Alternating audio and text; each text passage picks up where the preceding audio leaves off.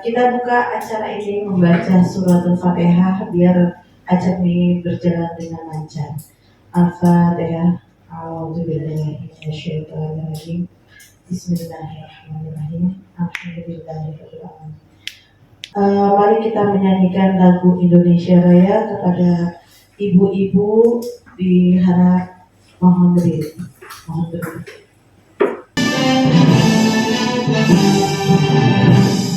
Indonesia tanah airku, tanah tumpah darahku. Indonesia yang merdeka, merdeka, hiduplah Indonesia Raya. Terima kasih untuk yang sudah menyanyikan lagu Indonesia Raya. Sebelum kita mulai ke acara intinya, kita ice breaking dulu ya Bu. Pelonggaran dulu. Pelonggaran pelemasan dulu ya.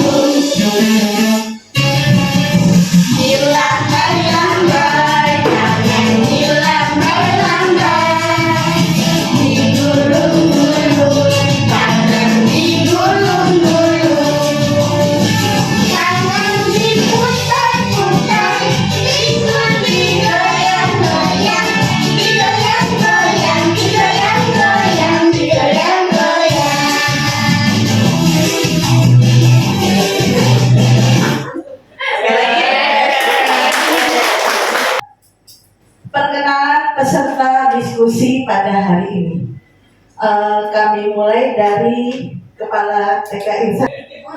Silakan, waktu dan tempat saya persilakan. Assalamualaikum warahmatullahi wabarakatuh. Waalaikumsalam warahmatullahi wabarakatuh. Bagaimana kabar ibu-ibu sekalian? Alhamdulillah, luar biasa. Allahu Akbar. Yes. Alhamdulillah. Perkenalkan, nama saya Sufitri Ningsih. Biasa dipanggil Bu Fitri. Saya kepala sekolah, sekaligus salah satu untuk pemilik TKN Sani 1 ini. Nama saya Ibu Robiati Derajat, guru SD Arin Jaya 15. Perkenalkan, nama saya Tati Krisnawati, saya mengajar di SD Arin Jaya 10. Saya Mega Amelia dari SD Arin Jaya 14. Saya Bu Hasanah dari SDN Arin Jaya 18. Nama saya Anila.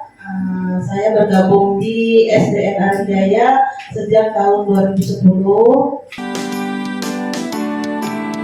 Oh ibu dan ayah, selamat pagi. Pergi sekolah sampai nanti. Selamat belajar nak, penuh semangat. Rajinlah selalu, tentu kau dapat hormat.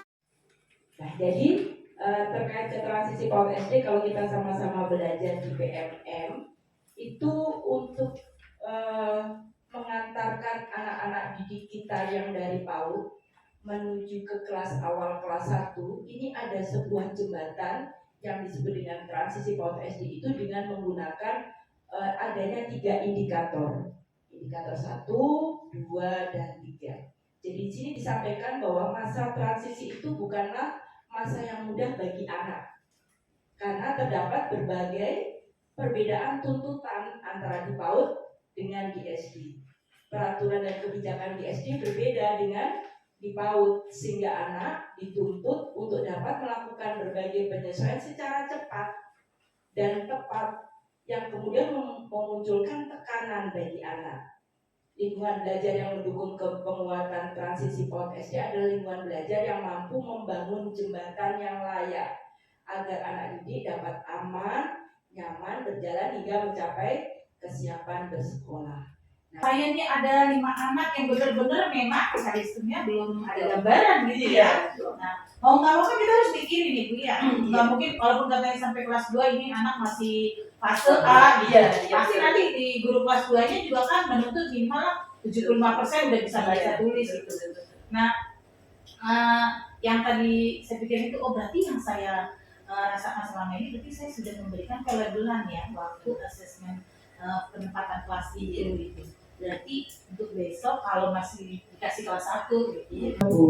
Sarah, memang kita secara nggak sadar ya, pelabelan seperti itu kan dari tahun-tahun kemarin juga itu sudah berlanjut terus. Tapi kan dengan adanya masa sekarang ini, kita paling nggak diminta untuk membuang pelabelan itu. Walaupun kita tahu anak itu memiliki kekurangan, yang ada kita ubah mindset kita, oh anak ini belum. Jadi ketika anak ini belum, kita usahakan. Tapi kalau ternyata nanti sampai lulus naik ke kelas 2 belum juga, ya sudah lepas Ibu. Begitu. Jadi itu paling enak. Jadi Ibu nggak jadi beban, anak juga nggak mendapat tekanan. Betul nggak Ibu? Kalau kita membuat anak ini harus bisa nanti kita di kelas 1, apa yang terjadi? Ibu kebeban, anak juga kebeban. Sementara di kurikulum merdeka ini kan semuanya pembelajaran merdekanya ke anak. Kita mengupayakan segala macam, tapi kalau kendalanya ada di anak, apa yang terjadi? Ya kita nggak bisa, kita mau push kayak gimana pun anaknya tetap nggak bisa. Yang ada anak malah tertekan. Akibatnya apa? Mereka punya pikiran, oh sekolah itu tidak menyenangkan, sekolah itu beban, besok-besok dia nggak mau sekolah. Jadi dia akan masuk ke beban, padahal mungkin dia belum bisanya hanya di membaca. Mungkin yang satunya belum bisanya di berhitung. Mungkin dia belum bisanya di menulis. Karena kan fase anak kalau di literasi itu kan dia menyimak, kemudian menyampaikan atau berbicara. Bahasa kalau TK itu reseptif, ekspresif, menulis tanpa dia tahu itu yang ditulis bunyinya apa, baru membaca. Nah kira-kira kalau masuk ke literasi itu bahasanya dia ada pada yang mana nih? Pada tahapan yang mana? Apakah dia ketika ibu membaca, mungkin karena dia belum bisa membaca, ibu membacakan atau temannya membacakan, dia mampu menyimak, dan ketika ibu tahu, tanya, dia bisa menjawab, berarti dia udah 2 itu penilaiannya. Dia mampu menyimak dan dia mampu menyampaikan apa yang menjadi isi dari tadi yang dibacakan. Tapi ketika dia bisa menulis, berarti sudah 3 ibu, walaupun dia belum tahu tuh yang ditulis apa. Gitu. Berarti ibu menulis di rapotnya itu 3 itu yang dicapai. Kalau di kami begitu. Jadi dia tidak, dia belum bisa apa-apa. Enggak mungkin, pastinya ada. Cuma dia pada tahapan yang mana ini. Nah ketika dia ternyata punya kemampuan membaca juga, berarti sudah pas itu. Kemampuan literasinya sudah tercapai. Nah ternyata ketika ibu menemui tadi belum bisa membaca, mungkin dia baru 2 atau baru 3. Gitu ya Bu ya. Nah sehingga seperti itu ibu mengupayakan pembinaannya di membaca. Nah, mungkin yang paling tepat itu kalau di PAUD atau di SD kelas awal itu membacanya nyaring Ibu. Kalau kami ada misalnya air, coba yang kencang air, jadi membaca benda, membaca apa yang dia lihat, kemudian dia diminta untuk nulis air, berarti dia mulai A-I-R. Masih tanya jauh. Jadi mungkin seperti itu buat Sanas. Mohon di mindsetnya diubah sedikit aja supaya tidak jadi beban buat ibu sepertinya ya. Bisa ya, mungkin begitu ya Bu Tati ya. Bu Yuyun gimana Bu Yuyun? Setuju nggak? Bu Mega gimana? Iya, karena dilema, tapi kalau misalnya udah mulai PTS, itu Bu. Iya betul. Karena memang penilaiannya sudah. Iya, jadi mungkin dinilainya saja kita memang untuk anak-anak seperti itu mungkin tidak bisa tesnya membarengi ya.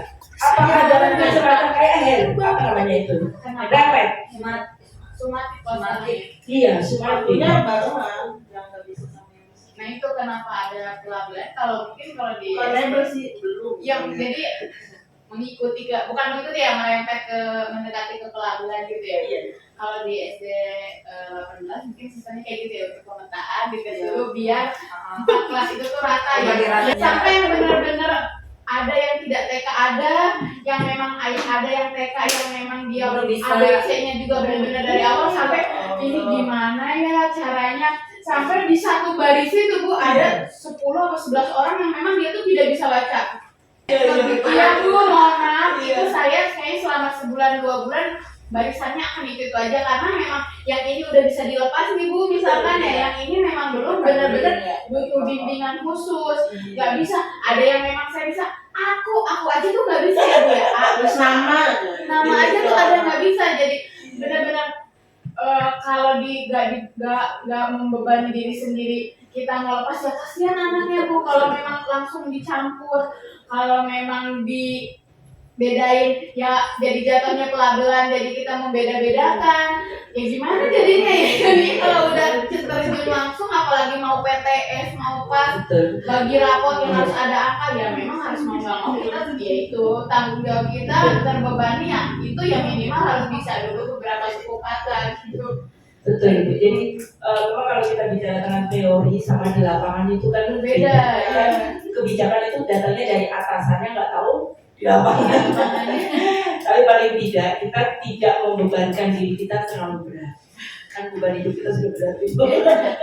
Artinya ketika memang kita menemui kasus seperti itu, gimana pintarnya kita menempatkan anak itu pada posisi di mana. Ya tidak masalah kalau memang ternyata nanti ibu belum bisa, ya memang kenyataannya belum bisa, dan memang ibu harus mulai dari nol. Alhamdulillahirrahmanirrahim, pembahasan dan penyampaiannya sudah terlaksana dan juga diskusinya cukup sangat menyerukan.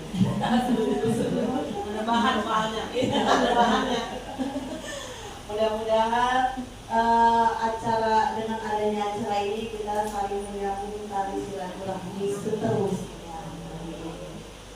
Kita tutup dulu dengan